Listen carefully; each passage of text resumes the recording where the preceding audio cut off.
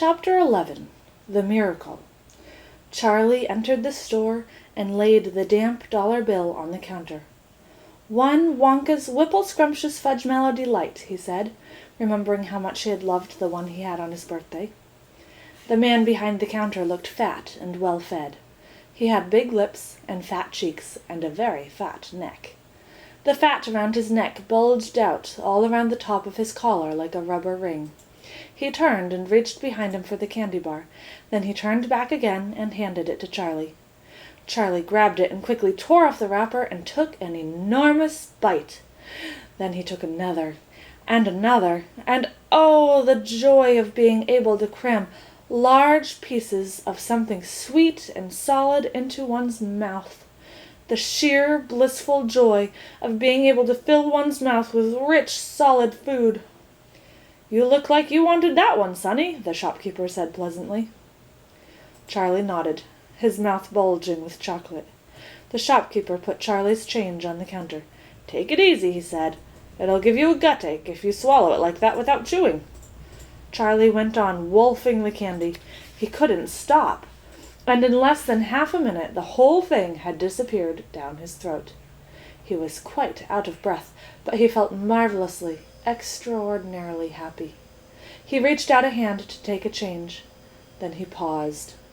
His eyes were just above the level of the counter. They were staring at the little silver coins lying there.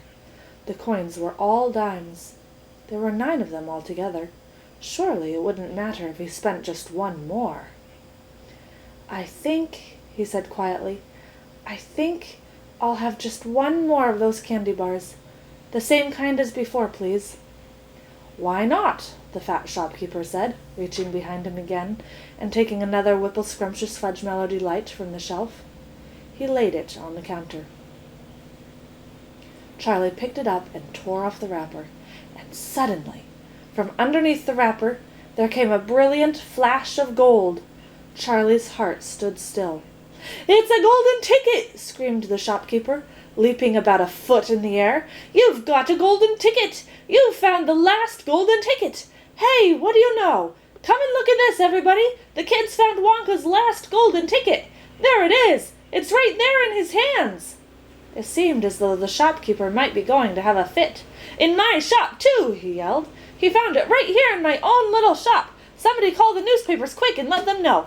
Watch out now, Sonny! Don't tear it as you unwrap it! That thing's precious!" In a few seconds there was a crowd of about 20 people clustering around Charlie, and many more were pushing their way in from the street. Everybody wanted to get a look at the golden ticket and at the lucky finder. "Where is it?" somebody shouted. "Hold it up so all of us can see it." "There it is, there!" someone else shouted. "He's holding it in his hands. See the gold shining." "How did he manage to find it, I'd like to know?" a large boy shouted angrily. 20 bars a day I've been buying for weeks and weeks." "Think of all the free stuff he'll be getting, too," another boy said enviously. "A lifetime supply." "He'll need it, the skinny little shrimp," a girl said, laughing. Charlie hadn't moved. He hadn't even unwrapped the golden ticket from around the candy bar. He was standing very still, holding it tightly with both hands while the crowd pushed and shouted all around him. He felt quite dizzy. There was a peculiar floating sensation coming over him, as though he were floating up in the air like a balloon. His feet didn't seem to be touching the ground at all. He could hear his heart thumping away loudly somewhere in his throat. At that point, he became aware of a hand resting lightly on his shoulder, and when he looked up, he saw a tall man standing over him. "Listen," the man whispered, "I'll buy it from you. I'll give you $50. How about it, eh? And I'll give you a new bicycle as well, okay?" "Are you crazy?" shouted a woman who was standing equally close. "Why, I'd give him $500 for that ticket. You want to sell that ticket for $500, young man?"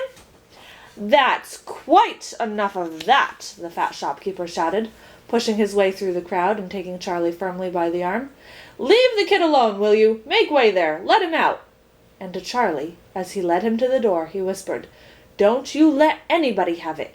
Take it straight home, quickly, before you lose it. Run all the way, and don't stop till you get there. You understand?" Charlie nodded. "You know something?" the fat shopkeeper said, pausing a moment and smiling at Charlie. I have a feeling you needed a break like this. I'm awfully glad you got it. Good luck to you, Sonny." "Thank you," Charlie said, and off he went, running through the snow as fast as his legs would go. And as he flew past Mr. Willy Wonka's factory, he turned and waved at it and sang out, "I'll be seeing you! I'll be seeing you soon!" And 5 minutes later he arrived at his own home.